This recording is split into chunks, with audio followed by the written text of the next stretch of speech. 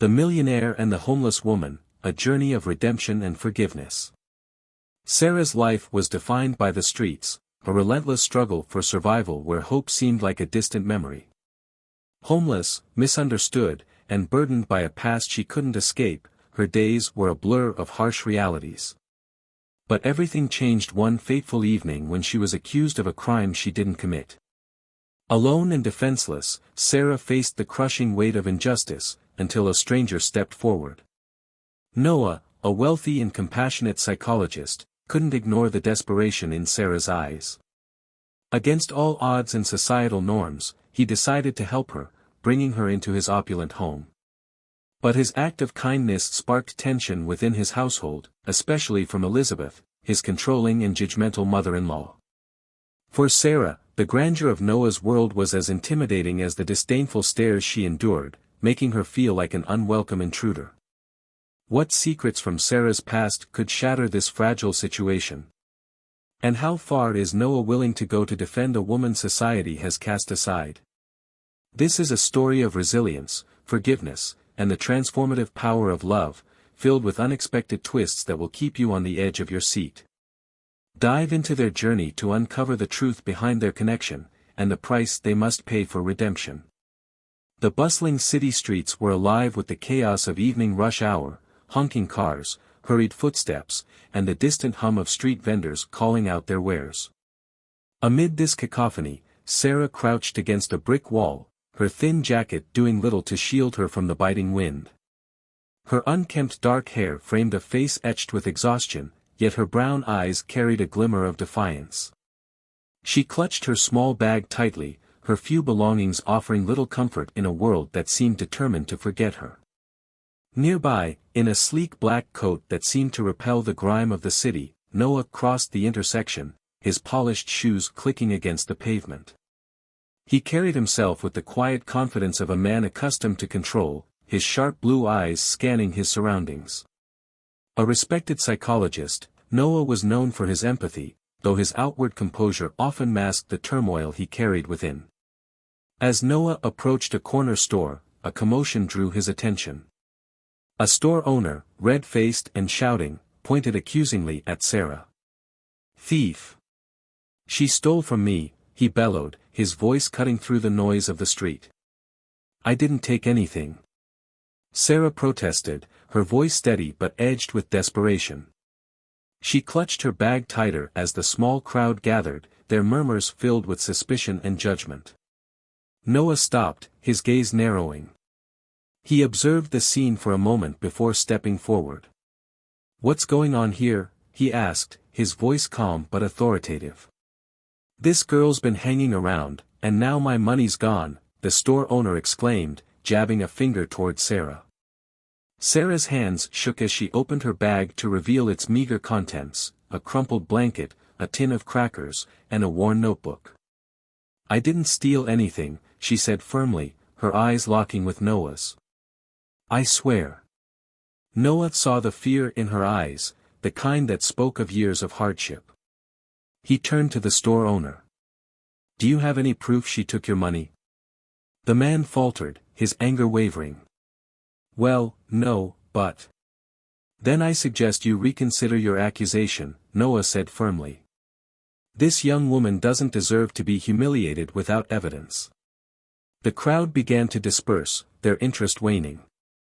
The store owner muttered angrily but retreated, leaving Sarah standing in the cold with her bag still clutched tightly. Noah approached her cautiously. "Are you all right?" he asked. She hesitated, her defenses still up. "Why do you care?" Noah offered a faint smile.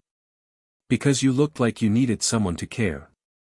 Sarah's lips parted, but no words came.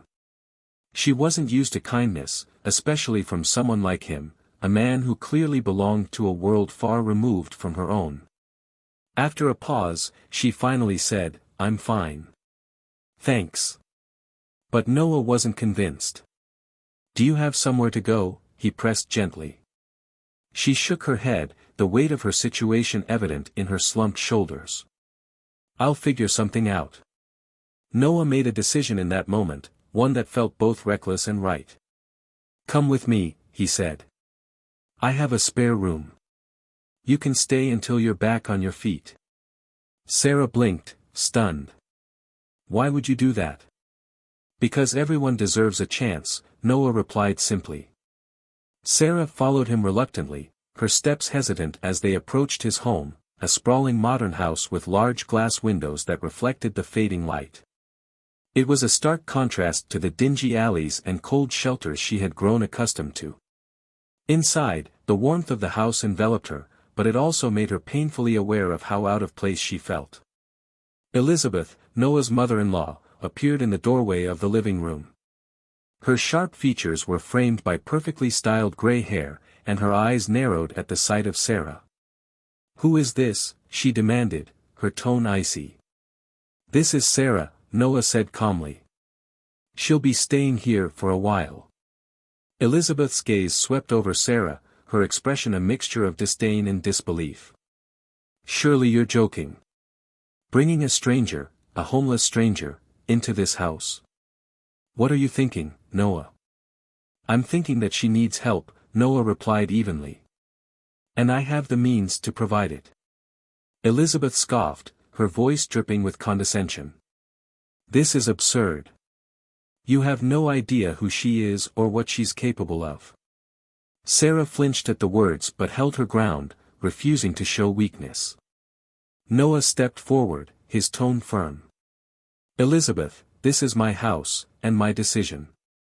Sarah stays. Later that evening, Sarah sat on the edge of the plush bed in the guest room, her bag resting at her feet. The room was immaculate, the linens soft and the air scented with lavender. Yet, instead of comfort, Sarah felt an overwhelming sense of unease. She didn't belong here. Noah knocked softly before entering, carrying a tray with tea and a sandwich. I thought you might be hungry, he said, placing the tray on the bedside table. Sarah looked at him, her guarded expression softening slightly. Thank you. For everything. Noah sat in a nearby chair, his posture relaxed. You don't have to thank me. Just focus on taking care of yourself. Sarah hesitated before asking, why are you doing this? Really? Noah met her gaze, his blue eyes sincere. Because everyone deserves a second chance, Sarah. And I think you've had too few. As the house quieted for the night, Sarah lay awake, her mind racing. She didn't know if she could trust Noah or his intentions, but for the first time in years, she felt a flicker of hope. Maybe, just maybe, this was the chance she needed to change her life. But with Elizabeth's sharp words echoing in her mind, she couldn't shake the fear that her presence here might bring more trouble than salvation. The journey ahead would be far from easy, but Sarah was determined to face it, no matter the cost. The next morning, Sarah awoke to the sound of faint voices drifting through the house. The sunlight streaming through the large windows felt almost intrusive, a stark reminder of the unfamiliar luxury she now found herself in. She sat up slowly, glancing around the immaculate guest room, its soft white walls and modern furnishings making her feel more like an intruder than a guest. She gathered her courage and stepped into the hallway, following the aroma of coffee to the kitchen. Noah stood at the counter, pouring himself a cup, while Elizabeth sat stiffly at the dining table, her lips pursed tightly. The tension in the air was palpable. Good morning, Noah greeted, offering her a kind smile. Sarah hesitated. Good morning. Elizabeth barely acknowledged her, her sharp eyes scanning Sarah's wrinkled clothes and tentative posture. Noah, Elizabeth said coolly, may I remind you that this house is not a charity? Noah set his cup down firmly, his tone calm but firm. And may I remind you that Sarah is a guest here? Elizabeth scoffed, pushing her chair back. A guest? Don't be naive. You're inviting trouble, Noah. Mark my words. She rose and left the room, her heels clicking against the polished floor. Sarah felt her cheeks flush with embarrassment. I shouldn't be here, she said quietly, avoiding Noah's gaze. Noah stepped closer, his voice gentle. Don't let her words get to you.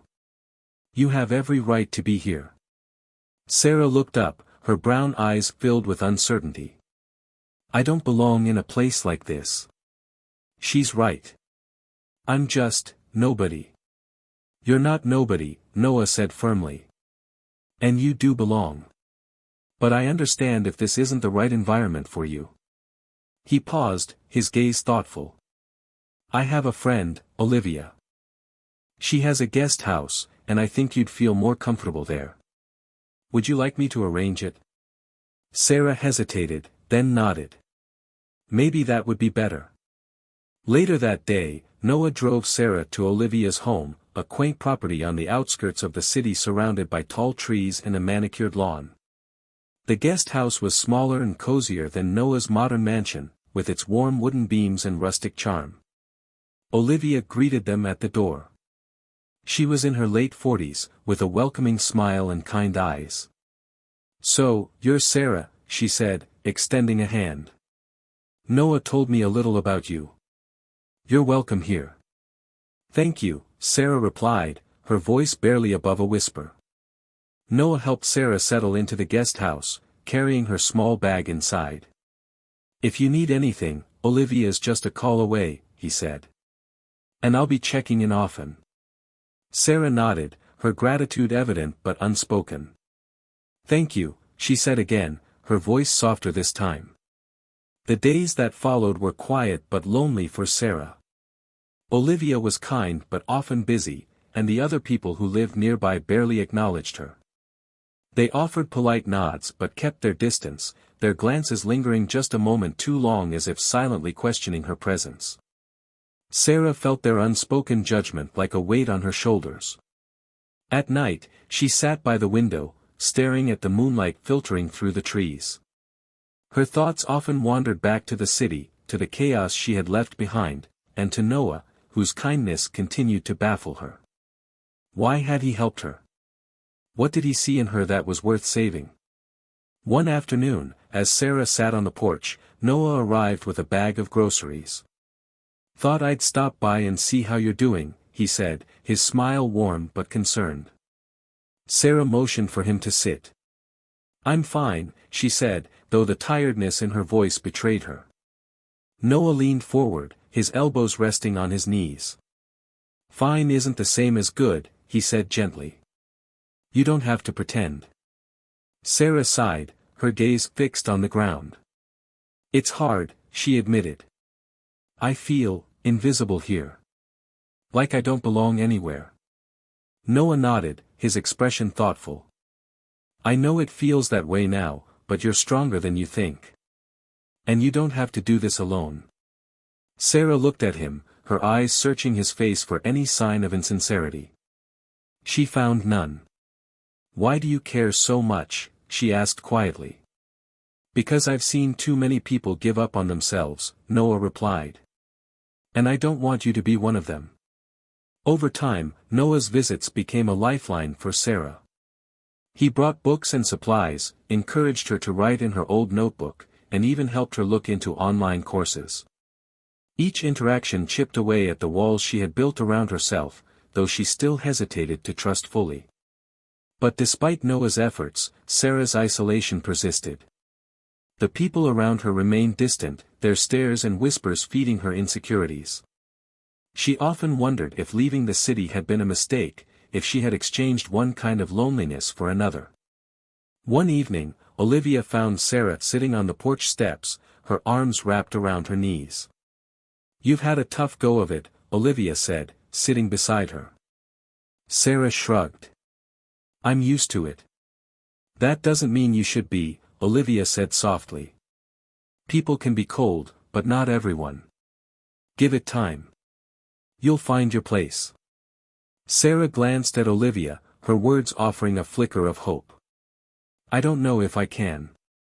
You can, Olivia replied firmly. And you will.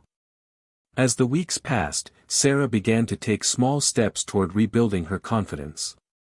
She started journaling again, pouring her thoughts onto paper, and began exploring the town, even if it meant enduring the occasional curious glance. And through it all, Noah's support never wavered.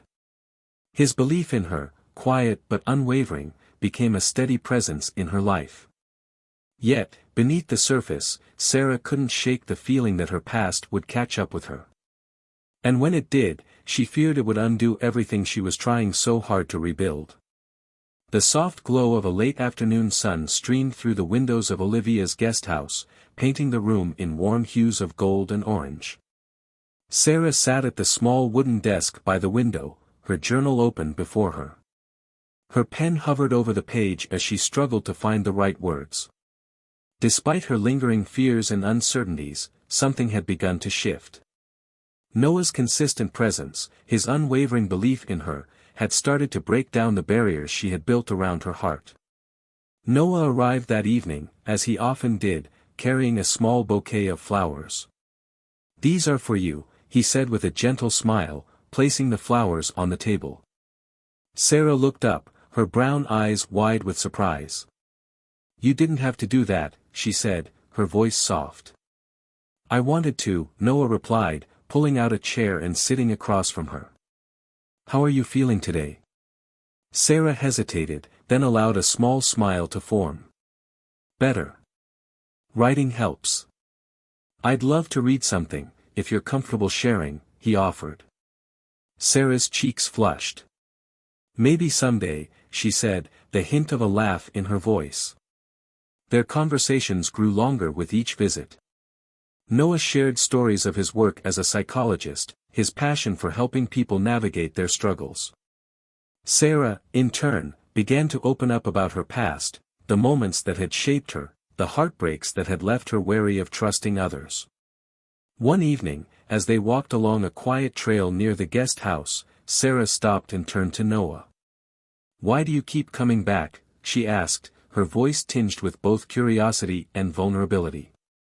"You've done more for me than anyone else ever has." "I don't understand why." Noah's expression softened, his blue eyes meeting hers. "Because I see someone worth helping," he said simply. "You've been through so much, Sarah, and yet you're still standing. That kind of strength deserves to be nurtured, not ignored." Sarah looked away, her chest tightening with a mix of emotions she couldn't quite name. "You're too good to be true," she murmured. Noah smiled faintly. "I'm just trying to do what's right." As the weeks passed, the bond between them deepened. Sarah found herself looking forward to Noah's visits, the sound of his voice, the way his presence made her feel safe. One evening, as they sat on the porch under a canopy of stars, Sarah mustered the courage to share a dream she had long buried. "I used to want to be a writer," she said, her voice barely above a whisper. "I thought if I could tell stories, maybe I could make sense of the world." Noah leaned closer, his gaze steady. "You still can," he said. "It's not too late." Sarah shook her head, a bittersweet smile on her lips. "It feels like a lifetime ago." "It doesn't have to," Noah said firmly. "You've already started. Every word you write in that journal is a step toward that dream." For the first time in years, Sarah felt a flicker of hope, a fragile but undeniable spark that perhaps her dreams weren't as out of reach as she had believed. But just as Sarah began to find her footing, fate dealt a cruel blow. While organizing some papers at the guest house, she came across a small envelope Noah had left behind. Inside was a report detailing an old car accident, a collision that had claimed the lives of 2 parents and left a young girl orphaned. Her hands trembled as she read the details. The names of her parents, the date of the accident, it was all there. And at the bottom of the report, the driver's name, Noah Carter. The air seemed to leave her lungs as the realization crashed over her. The man who had been her lifeline, her source of hope, was the same man responsible for the greatest tragedy of her life. When Noah arrived later that evening, Sarah's expression stopped him in his tracks. Her eyes, usually warm, were now cold and distant. "Sarah, what's wrong?" he asked, concern evident in his voice. She held up the report, her hands shaking. "You did this," she said, her voice breaking. "You were the one who killed my parents." Noah's face went pale as he recognized the paper in her hand. "Sarah, I can explain.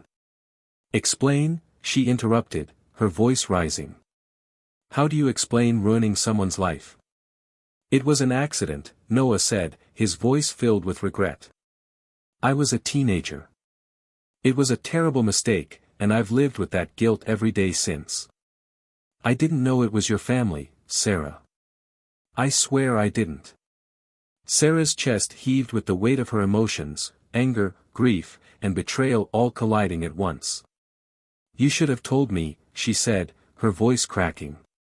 You should have been honest from the start. I didn't know how, Noah admitted, his own voice trembling. I didn't want to hurt you.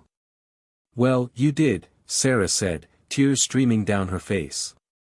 You destroyed everything. Unable to face him any longer, Sarah packed her belongings that night and left the guest house. She didn't tell Olivia where she was going, only that she needed to get away.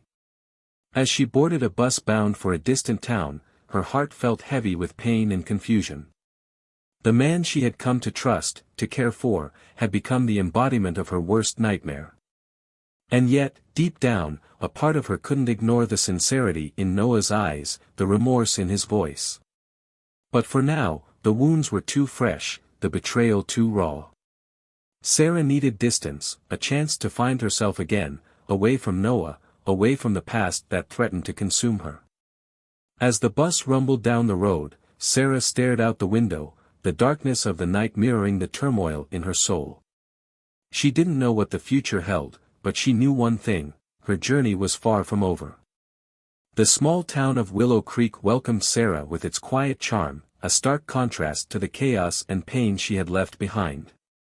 Nestled in a valley surrounded by rolling hills, the town's main street was lined with quaint shops and a cozy diner where locals gathered to share stories. It wasn't much, but for Sarah, it was exactly what she needed: a place to disappear, to start over, to heal.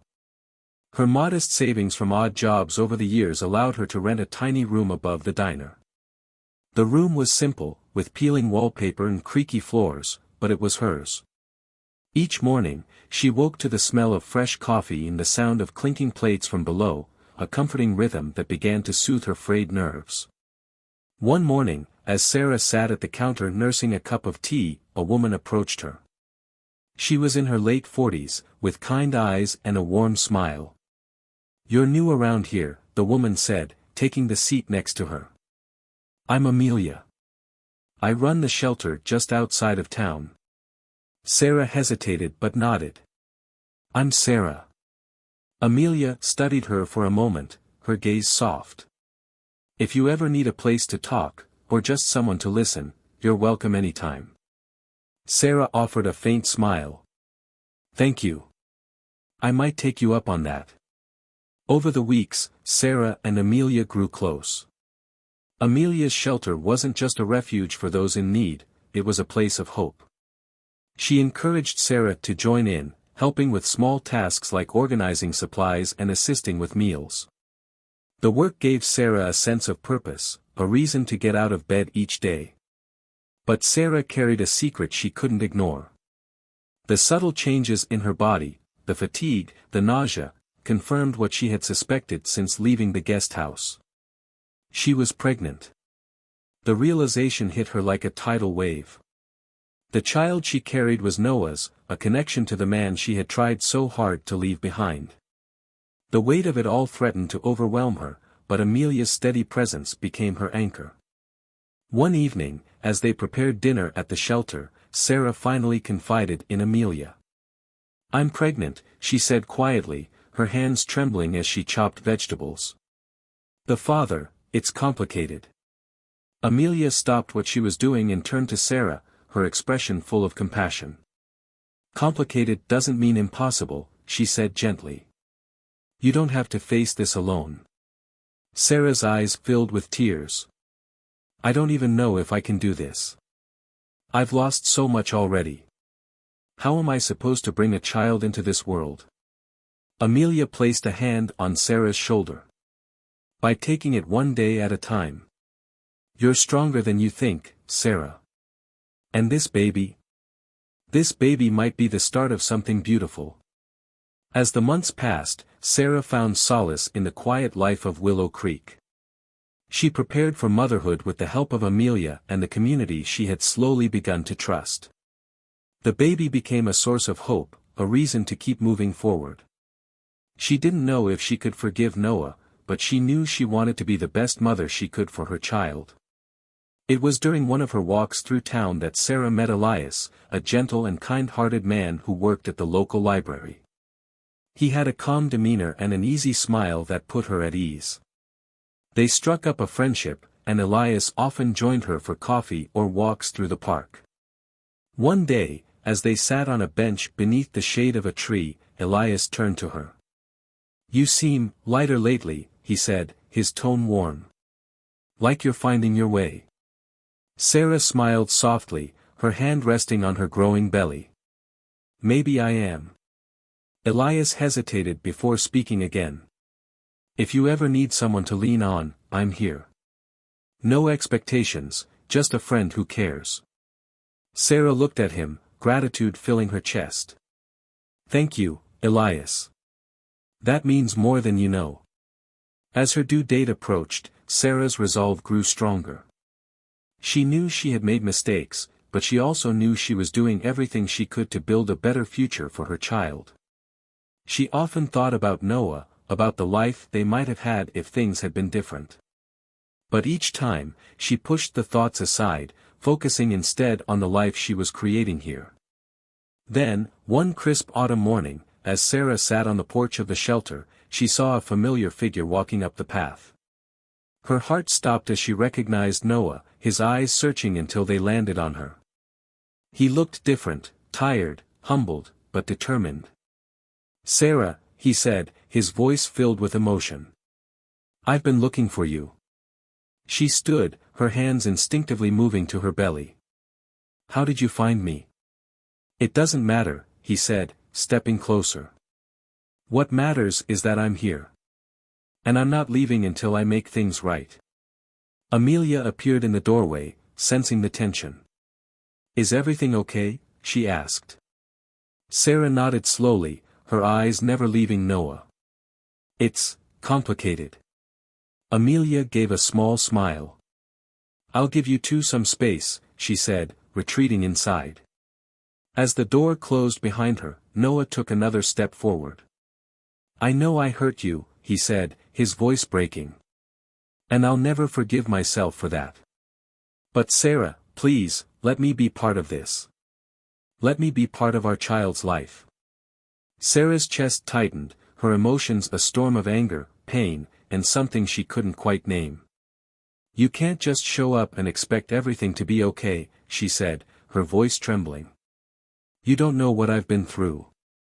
"I know," Noah said, his eyes filled with regret. "But I want to.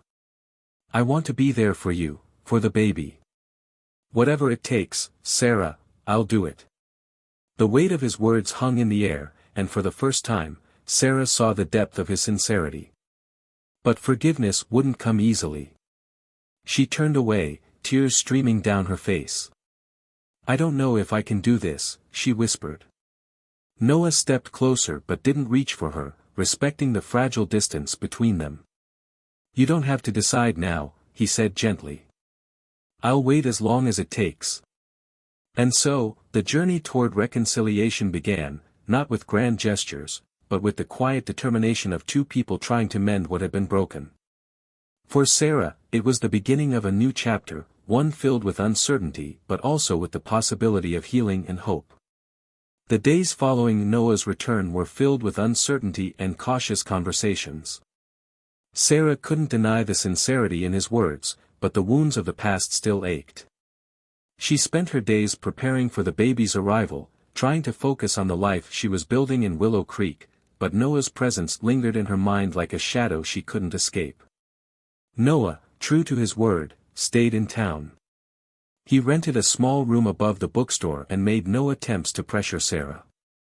Instead, he focused on proving his commitment through actions, not just words. He volunteered at Amelia's shelter, lent a hand at the local diner, and became a quiet yet reliable presence in the community. Slowly, even the reserved townspeople began to warm to him. One afternoon, as Sarah walked through the park with Amelia, she saw Noah playing catch with a group of children near the fountain. He laughed easily, his usually composed demeanor softened by the joy of the moment. Amelia nudged her gently. "You see that? That's a man who's trying." Sarah sighed, her hand resting on her belly. "I know he is. But forgiving him, it's not that simple." "Forgiveness never is," Amelia said. "But it's not just for him, Sarah. It's for you too.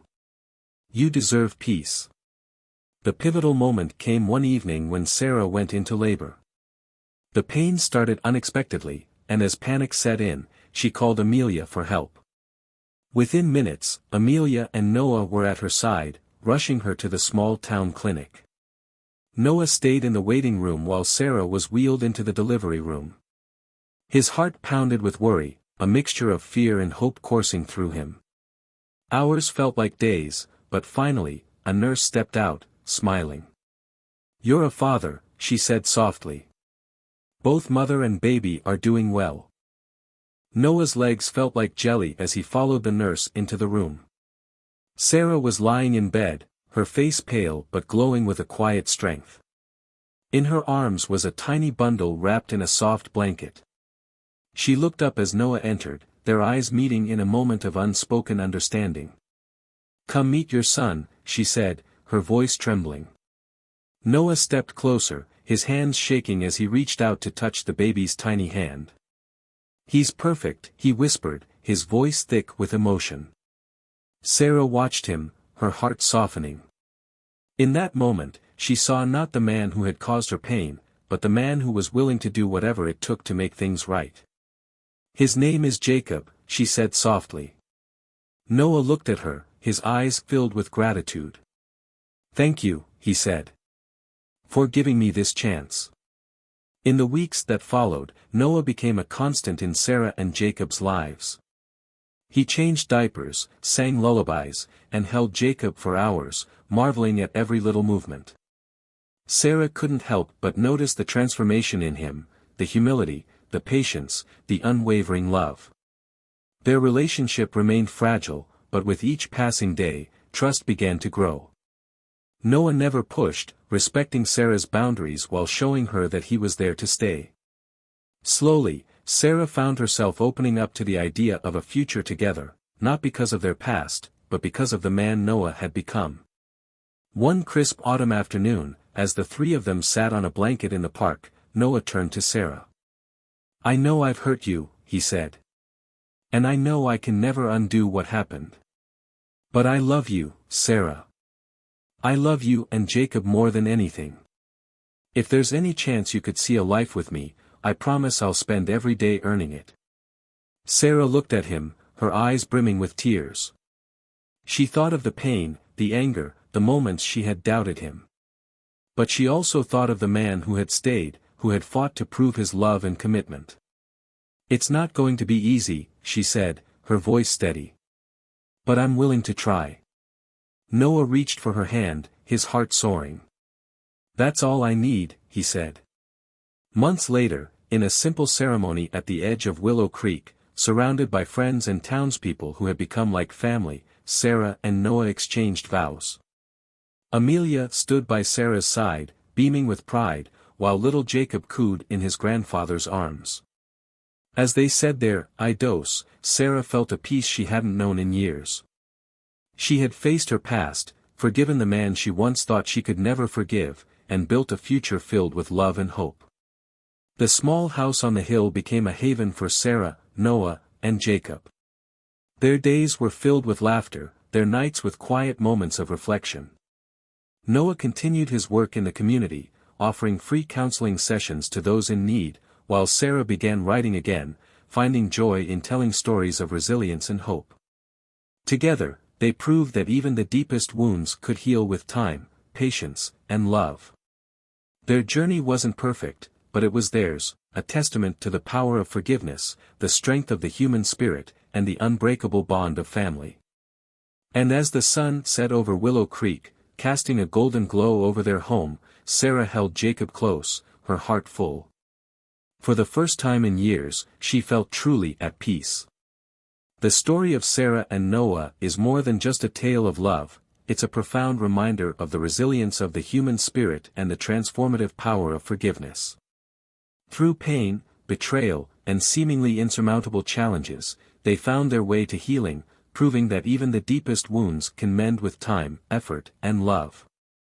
Sarah's journey from despair to hope, and Noah's transformation from a man haunted by guilt to one driven by redemption, demonstrate that growth and change are always possible. Their shared love for Jacob became the bridge that connected their fractured hearts and gave them a reason to believe in second chances. This story encourages us to reflect on our own lives. Is there someone you need to forgive? Is there a bridge you've hesitated to rebuild? Let Sarah and Noah's journey inspire you to take that step toward healing, whether for yourself or someone you love. If this story touched your heart, share it with others who need a little inspiration. And don't forget to subscribe to our YouTube channel, where we share more stories like this, tales of love, resilience, and hope that remind us of the beauty of life's second chances. Click subscribe now and join us on a journey to spread kindness and positivity, one story at a time.